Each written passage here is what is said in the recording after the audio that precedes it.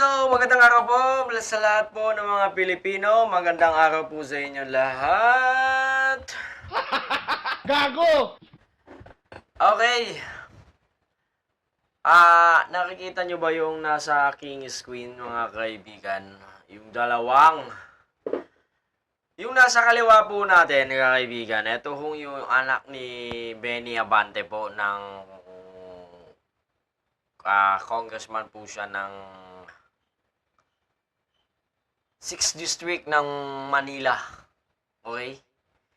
Na si Abante po, kilala ko dito sa yung Quadcom po. Nung mga Quadcom hearing, pag-iimbestiga ng EJK, Pogos, bla bla bla bla, etc. etc.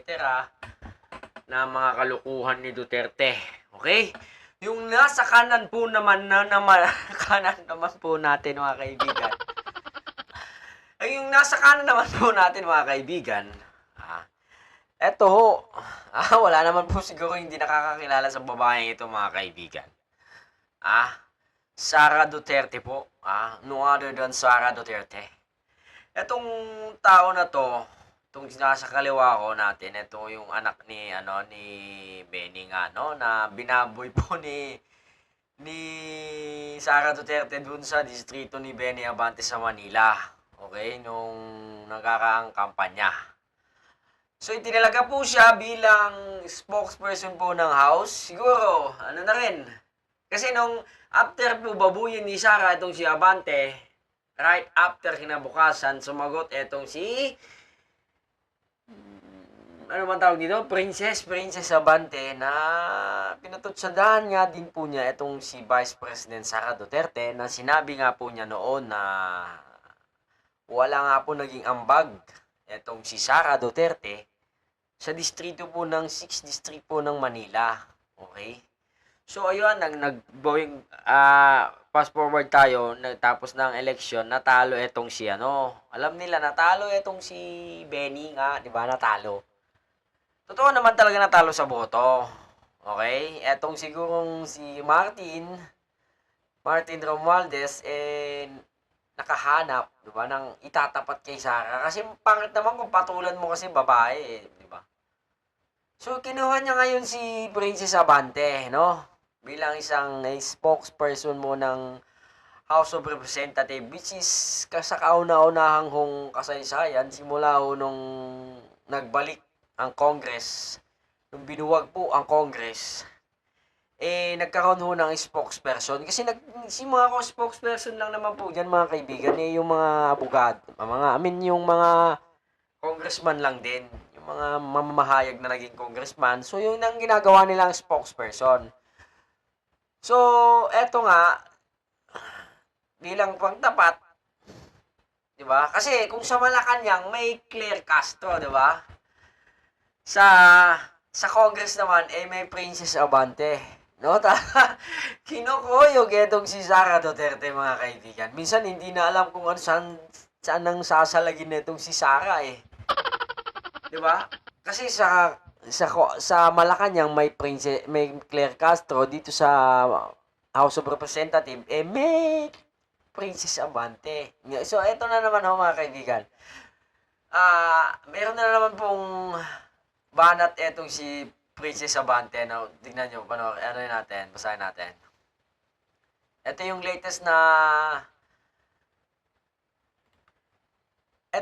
na biyahe ni Sara Duterte sa Australia, no? Tingnan nyo, basahin natin. Ano ba? Okay. Lagi bilang halal na opisyal ng bayan, oras mo man ay ginugugol sa loob at labas ng ating bansa. At ito man ay pang personal o opisyal, dapat para sa taong bayan, hindi sa personal na interes. Totoo nga naman mo, mga kaibigan. Basahin nyo mga nag-comment. Okay lang yan, Abante. Pumunta ka sa ibang bansa. Si BP Sara, iniimbitahan naman yan sa above. Hindi 1 billion ang budget ng bawat trip abroad niyan. Unlike partido ng amo mo, billion inihingi sa trip niya. Kaya ay buong pamilya. Well, that is your opinion, my man. Lagi-lagi. Sa nakahanap nga po ng katapat etong si Sara Duterte, mga kaibigan. Kumbaga, kinukontra niya mamaya, titignan natin yung statement din ni Claire Castro sa Malacanang, no? Regarding dito sa pagbisita o pamamasyal na naman netong si Sara Duterte, no? Siguro, hindi yung huling punta niya sa Malaysia, hindi sila nagkasundo. Masyado sigurong malaki ang hinihingi ng Malaysia para sa tatay niyang ugok. Kasi hindi na ho pwede ibalik ng Pilipinas hanggat hindi natatapos ang kaso niyan. So, ang pinopropose po nila interim release. Pero may kukup na ibang bansa na which is membro ng ICC. Ganun ho yun. Okay? Kasi kung member nga po sana tayo na katangahan nila na hindi man lang kasi nila inisip kung ano ang mangyayari, dapat hindi sila nag-withdraw para at least may protection pa rin tayo sa ICC. Pero, ito ang issue Ito yung, itong si, kumbaga, laban sa